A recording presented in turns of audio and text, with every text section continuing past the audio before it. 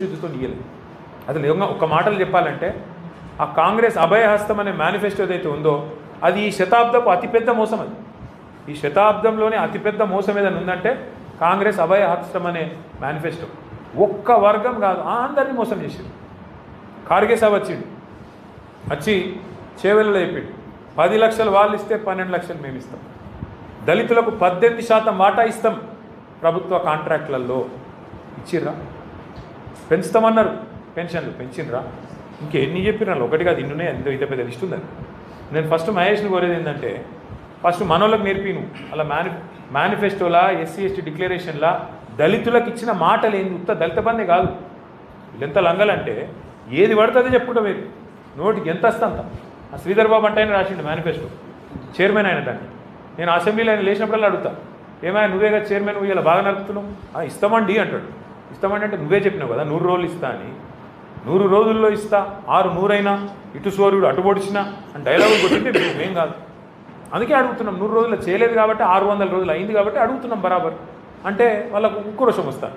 ఇక ముఖ్యమంత్రి ఏమని అడిగి మీరు చూస్తాను, ఆయన మాటలు ఆయన పద్ధతులు. ఎవడన్నా అంటాడే ఊళ్ళల్లో ఆఖరికి పైసలు లేనోడన్నా మాట్లాడతారు అట్లా. లోపల బని పొక్కలున్న మీదికెళ్ళి మాత్రం తెల్లంగా వేసుకొని ఏం షాన్ మే ఫరక్ నీ అని అన్నట్టు ఉంటాం. ఎవడన్నా ముఖ్యమంత్రి నేను ఢిల్లీకి పోతున్నాను కలుపుతలేరు, చెప్పులు ఎత్తుకపోతున్నామో అని అపాయింట్మెంట్ ఇస్తలేరు, ఎవడన్నా అంటాడా? అరే ఇంత అన్యాయం మాటలు. ఇంకా ఘోరం ఏంటంటే, ఇంకా ఘోరం ఏం చేస్తారా, ఆయన గోసుక తింటారా? ఏమంటాం ఇక నన్ను గోసుక తింటారా అంటే కోసుక తింటా, గొర్రెనా మేకనా లేకపోతే వాడు చికెనా?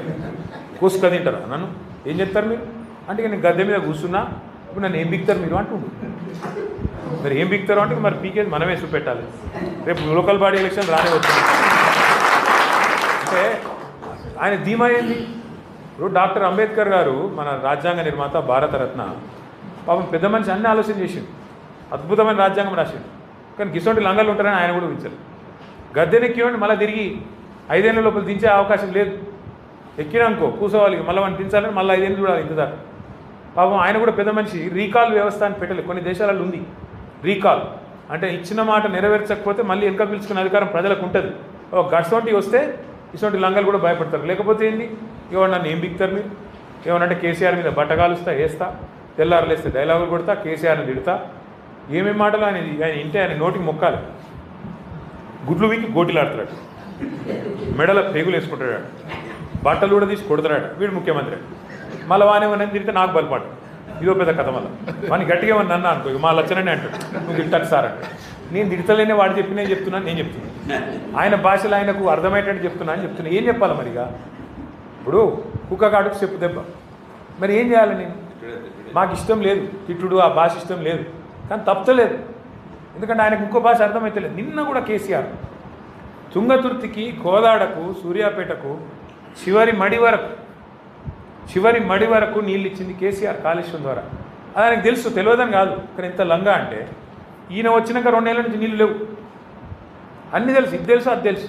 కానీ చర్చకు వస్తావా అంటాడు. మొన్న పోయినాం చర్చకు రమ్మండి, ఆడికెళ్ళి మళ్ళీ వీకిండు.